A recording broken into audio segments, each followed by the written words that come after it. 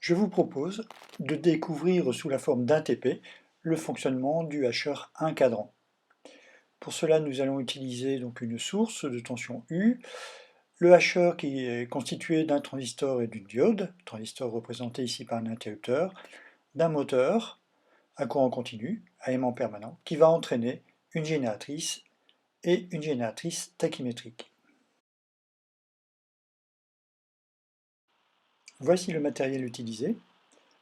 Une source de tension continue, que l'on va régler à 24 volts, le hacheur, ici un boîtier, avec le transistor, représenté par cet interrupteur ici, mais en réalité qui est le composant ici sur le radiateur, une diode qui apparaît en diode de roue libre, qui est ici juste à côté.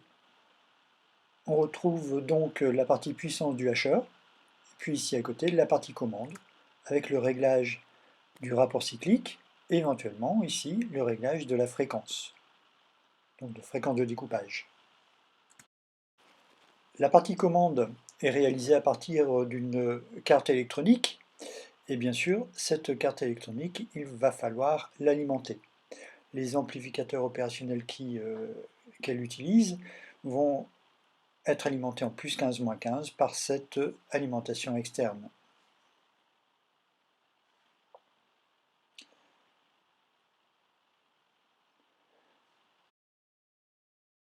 L'objectif de notre hacheur va être de faire varier la vitesse d'une machine à courant continu.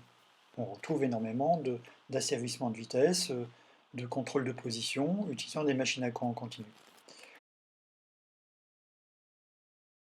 Donc notre groupe va être constitué d'un moteur accouplé à une génératrice, même machine que le moteur, même constitution, et en bout d'arbre, on retrouve encore une autre génératrice qui va servir de capteur de vitesse, puisqu'il s'agit ici d'une génératrice tachymétrique.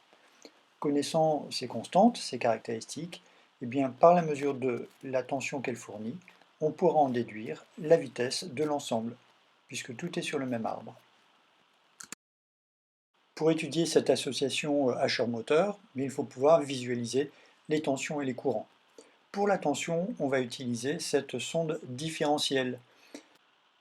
C'est un appareil qui est utilisé pour isoler complètement le montage étudié de l'appareil de mesure, ici l'oscilloscope.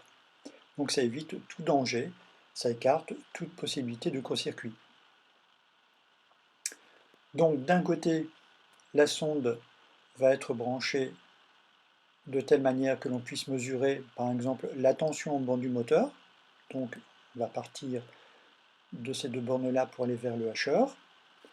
Et puis de l'autre côté, via un cordon BNC, on va à l'oscillo. Pour la mesure du courant, on va utiliser cette pince ampère-métrique. Cette pince doit être alimentée, bien sûr. Elle est chargée de mesurer un courant dans un conducteur, et donc ce conducteur va passer dans cet anneau.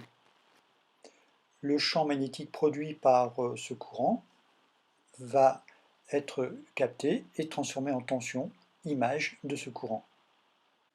Là encore, comme pour la mesure de tension, il y a isolement complet entre le montage et l'oscilloscope, donc sans danger.